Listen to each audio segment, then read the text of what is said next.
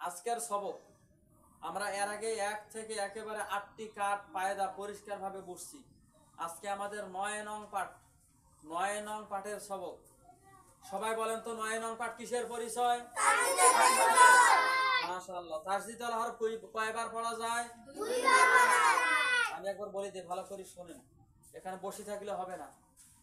অনেক ছেলে মেয়ে আছে ক্লাসে বসে পড়ে না, তাদের পড়ালেখা হবে না। পড়া লাগবে। ওস্তাদ কি বলে প্রশ্ন করে উত্তর দিবেন। জানা থাকলে বলা লাগবে, না জানা থাকলে বলা যাবে না যে হুজুর আমি বুঝি নেই, স্যার আমি বুঝি নেই, বা গুরুজন ওস্তাদ আমি বুঝি নেই। শিক্ষককে পরিষ্কার ভাষায় বলবেন, তাহলে তোমার ক্লিয়ার ভাবে কায়দাটা বলে দিবে, বুঝে দিবে। কথা বলেন ঠিক কিনা? আর যে ছাত্র, যে ছাত্রী কায়দাটা বোঝে না কিন্তু প্রশ্ন করে না, ওই কি পড়াটা বুঝতে পারবে না, ওই অবস্থায় থাকবে, ওই অবস্থায় থাকবে, সে আর বুঝলো না কায়দাটা। এই জন্য আমি বারবার বলতেছি যে কায়দা না বুঝলে প্রশ্ন করবেন। আসেন, আজকে আমাদের 9 নং পাঠ তাসদীদের পরিচয়। এই চিহ্নকে তাসদীদ বলে। তাসদীদ আল হরফ 2 বার পড়া যায়।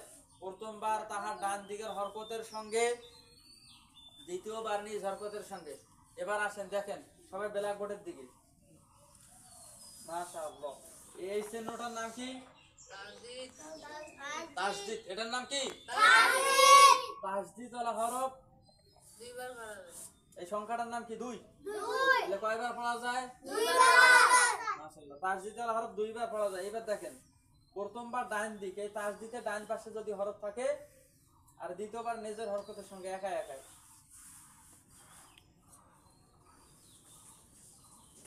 এখন খুব সুন্দর ভাবে দেখেন এই হরফটার নাম কি? আলিফ।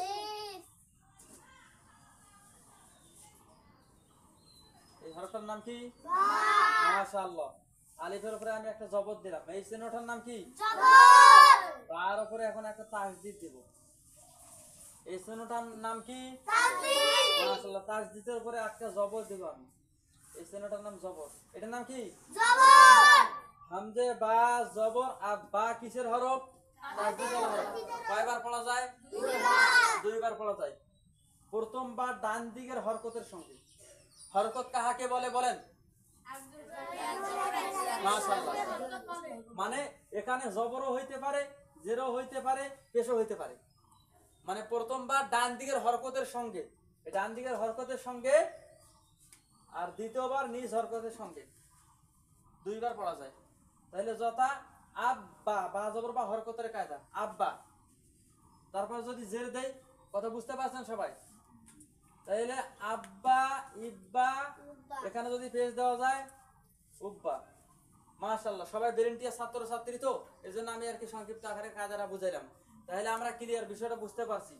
এখানে জবর, জের, পেশ যাই হোক না কেন, অর্থাৎ এই তাসদীদের প্রথমবার ডান দিকের হরকতের সঙ্গে, দ্বিতীয়বার নিজ হরকতের সঙ্গে। তাহলে হামজে তা জবর আত, তা জবর তা, আত্তা। তাহলে তা তাসদীদ আল হরফ 2 বার পড়া যায়। আর দ্বিতীয়বার নিজের হরকতের সঙ্গে, তাহলে আত্তা। এই কায়দাটা সবাই বুঝতে পারছেন? তাহলে আমাদের 9 নং পাঠ তাসদীদের পরিচয় শেষ, আমরা বুঝতে পারছি।